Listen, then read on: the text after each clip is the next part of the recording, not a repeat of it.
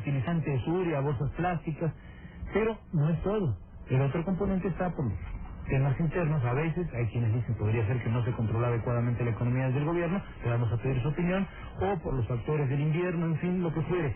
¿Cuánto es realmente, para empezar, el componente de impacto sobre los precios, sobre la inflación que tiene el ámbito internacional, los precios en Asia, China?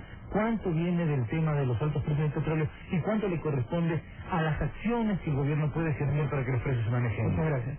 Pero primero déjeme darle un dato. Por favor. Estados Unidos, economía dolarizada y desarrollada, ha tenido una inflación anual del 14% en cereales y pan. Entonces en Estados Unidos también hay exceso de gasto público, populistas, demagogos. Sí, claro. Es que estamos... Sí, pero no es por eso, porque ha subido. Y en Francia también, porque en Chile. Chile tiene más inflación anualizada que nosotros. Pero no en dólares, En ¿no? todo caso, No en dólares. pero es el problema. Sí, pero... Ya, pero el problema es que primero, la depreciación del dólar es uno de los factores inflacionarios. Porque si se deprecia el dólar, se encarece su importación. Yo me he preguntado a qué se debe la Lo que está inflación. pasando a Colombia ahorita. Se debe a 4 factores. 5 si usted quiere. Los más fuertes: incremento de costos internacionales, precio del petróleo y principales productos como maíz, soya, que encarece balanceado, pollo. ¿Se puede establecer un rango? Porque unos dicen 20%, otros hablan hasta de 30%. Es muy difícil establecer eso, ¿no? El segundo, el durísimo invierno, que no lo tuvo Chile, que no lo tuvo Estados Unidos, que no lo tuvo Francia. Por favor, se destruyeron 100.000 hectáreas de cultivo, 280.000 se afectaron, 30.000 solamente de arroz se destruyeron. Tercero, la depreciación del dólar. El dólar se está debilitando, se encarece nuestras importaciones. Este factor no lo tiene, por ejemplo, Colombia o Chile, donde el peso se está revaluando. Para nosotros es un factor adicional inflacionario. Cuarto, expectativas, que muchas veces la crea la propia prensa, ¿no? Si usted dice, se están subiendo los precios, antes de que suban los precios, ya los subo. ¿Por qué? Porque le dijeron que había inflación y se crean expectativas inflacionarias. Y quinto, si hay especulación. Componente de gobierno cero, Gonzalo, que le diga que este fruto de la política del gobierno es un mentiroso.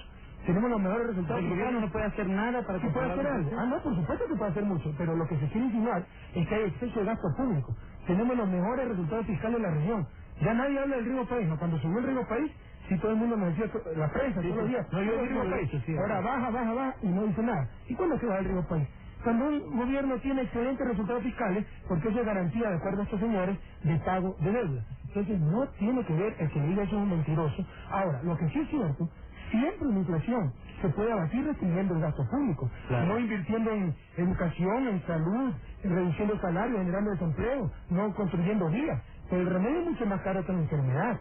La manera, en los cementerios tampoco hay inflación, pero mata a todo el mundo. El gasto público no está solo en lo social, porque restringir lo social sí sería letal, como usted dice, presidente, pero hay un presupuesto abultado, el problema del presupuesto es que está financiado y está recontrafinanciado. Tenemos los mejores indicadores fiscales, le insisto, de la región. El problema no es de liquidez. Siempre restringiendo liquidez, usted puede abatir la inflación. Si hace que la gente no tenga plata para comprar, verá que no va a los precios, pero va a matar de hambre a la gente. El remedio es más caro que la enfermedad. Entonces, para combatir una inflación por costos, se requiere disminuir otros costos, y eso es lo que estamos haciendo. Con el programa que hemos lanzado, subsidiar directamente a fertilizantes, exoneración de impuestos, etcétera, esa es la respuesta técnica. No es correcto que la inflación siempre afecta a los más pobres, si no se los compensa, afecta. Pero nosotros estamos tratando de compensarlo con la canasta solidaria, con la reducción del 8% del programa Socio Ahorro, con uniformes gratuitos para las escuelas rurales y urbanos marginales, con libros gratuitos. Eso no capta el INEC en su medición de inflación, con la eliminación del $25 como aporte voluntario a las escuelas, etcétera. O sea, hay compensaciones, pero eso no lo capta el INEC y no afecta el índice inflacionario. Y está bien que no lo afecte, tenemos un problema grave. Por último, los cálculos son que en América Latina la inflación se va a situar entre 2 y 16%. Nosotros aspiramos a tener una inflación de menos del 10%. Usted tiene razón, es una economía dolarizada, pero en este momento, en América Latina, tener una economía dolarizada con respecto a la inflación es una desventaja, porque el dólar se está depreciando y eso es un factor inflacionario adicional. Presidente, tenemos unos minutos para aprovechar antes de que sean las 8 de la mañana, que tenemos que hacer otro corte, y quisiera pedirle alguna precisión, alguna información respecto a ciertos temas de carácter político. ¿Usted es partidario de que Quito sea la sede de la Corte Suprema de Justicia? Sí, hubo una iniciativa. Es claro que este país necesita descentralizarse, desconcentrarse, ir a regiones autónomas. Somos los primeros en impulsar eso, y lo vamos a hacer. Por primera vez un gobierno baja la retórica a los hechos. En la Constitución va a estar plasmada esa autonomía. Y por ese afán hubo iniciativa de que la Corte Suprema vaya a Cuenca, que el Congreso vaya a Manabí o a Guayaquil. Pero analizando fríamente, conversando con los asambleístas, vimos que tal vez los riesgos y los costos eran mayores que los beneficios. Así que la posición del bloque país va a ser básicamente que todos los poderes se mantengan en Quito. Lo que sí me permite la ley es el Poder Ejecutivo. Y próximamente mandaremos muchas instituciones que normalmente han estado en Quito sin mayor justificación a otras ciudades como Guayaquil. Por ejemplo, Corporación Financiera Nacional, que la sede vaya a Guayaquil, ¿por qué no? Banco Nacional de Cemento, su presidente de compañía, la menor cantidad de compañías está en Guayaquil. ¿Por qué está en Quito? Descentralizar el Poder Ejecutivo. Claro. El presidente, la amnistía a Gustavo Noboa. Usted ya había comentado en un programa que tuvimos hace algunos días que esto tenía que ser resuelto ya inmediatamente, que este era un ofrecimiento que se había hecho.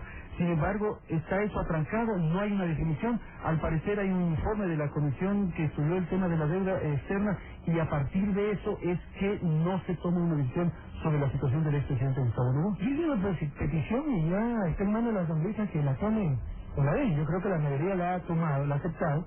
Y me parece que regresó el informe porque había alguna falla, se va a hacer otro informe. Pero ojalá salga esa amnistía, pero ya se está en manos de las asambleístas. ¿Crisis de gabinete, presidente, en las próximas horas? No. Por ahí tenemos que hacer un par de cambios que ya están concertados y están hablados.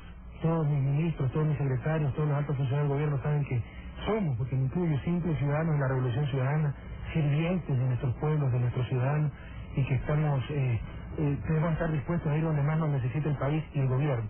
Entonces habrá un par de cambios, pero de ninguna manera una crisis. ¿Podría anunciarnos qué cambios son? No, todavía no. Pero por favor, presidente, va a ser esta semana, ¿no? Sí.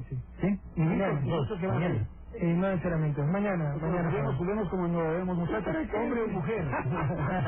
Vivo o muerto. Vamos a ir a una pausa. Esta es la palabra de Sonorama, diálogo en directo desde la cabina de esta emisora. Vamos a hacer una pausa para enseguida volver y tendremos un importante encuentro, una importante posibilidad de diálogo entre el presidente de la República y el director técnico de la Selección Nacional de Fútbol, horas antes del cotejo entre Ecuador y Colombia. Ya retornamos.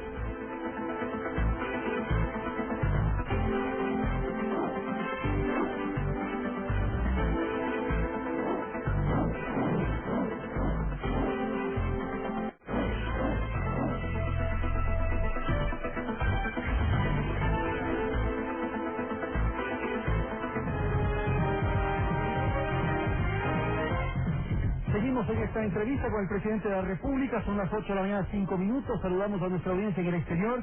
Hay expectativa en Atlanta, fundamentalmente. Hemos recibido una gran cantidad de mensajes que nos hacen conocer sus inquietudes, sus preocupaciones, especialmente a un radio oyente que está en contacto con nosotros de modo frecuente, el señor Frank Custode, a quien saludamos. Hay 2 horas de diferencia en Atlanta, de modo que están atentos a este diálogo desde muy temprano, desde muy en la madrugada. Pero ya nos informan que está en la línea, señor presidente, Betty Endara.